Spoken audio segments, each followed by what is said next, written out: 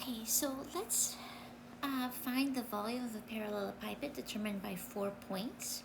And we're going to apply the ideas that we learned about the scalar triple product from the previous video or from class.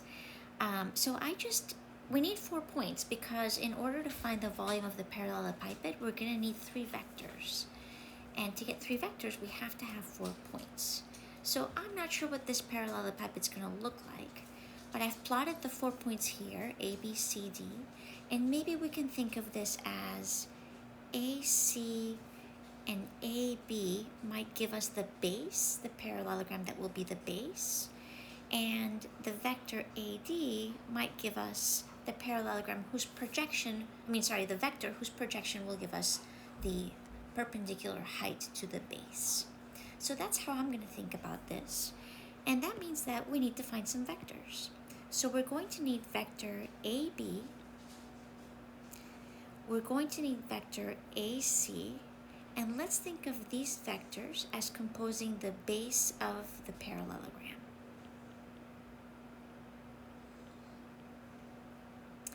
And then we will also need vector AD, and so notice all of these vectors are starting with the same tail, and this vector's projection onto the cross product is the height of the parallelogram. Well, we don't have to derive the formula again because we know now that the volume of the parallelepiped is vector AD dotted with the cross product of AB and AC. So recall that AB cross AC gives us the base, and after doing a little bit of algebra, we saw that we could get the dot product to give us the volume of the parallelepiped. So this is what we're going to calculate. We also saw that this can be done by using an order 3 determinant. So that will be our strategy. Let's find our vectors first. And then we just set up the order 3 determinant and see what the volume of the parallelepiped will be. We have to do a lot less work than it looks. So let's find AB. So vector AB, remember that we're subtracting corresponding components starting with B minus A. So that's going to be 3, 2, negative 2, 1. This is kind of easy because A is just the origin.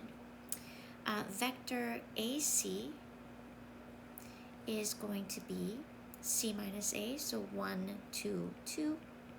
And vector AD will be the vector 1, 1, 4. Now, to find this scalar triple product, I am going to set up an order 3 determinant. So I'm going to line up vector AD, 1, 1, 4, and then the other 2 vectors. AB is 3, negative 2, 1. AC is 1, 2, 2. And once we calculate this, we will have the volume of the parallelepiped. All right, so let's do it. So we'll have 1. So I'm starting with the 1, the upper right corner. That's going to block off the first row and first column, so that then we'll multiply by the determinant that we get, the order 2 determinant, negative 2, 1, 2, 2. So that's going to be a negative 4 minus 2 times 1, which is 2. We do the same thing, so minus 1. So here's the second one that usually is our J, and that blocks off the column that contains that element and the row that contains that element. And we're left with the determinant 3, 1, 1, 2. So that's going to be 3 times 2 is 6 minus 1. And then finally, let me choose a different color, plus K would be 4. So we're going to have 4. And the determinant that's left there, I'm boxing in green. So that's going to give us a 6 minus a negative 2. So 6 plus 2. All right, so let's calculate this. This gives us a negative 6 minus 5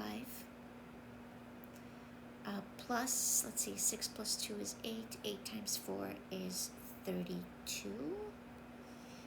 So this is a negative 11 plus 32, which gives us a volume of 21. Of course, this is units cubed. I didn't start with any specific units, but we are talking about volume. And so there we have it. We've used our scalar triple product to find the volume of the parallelepiped.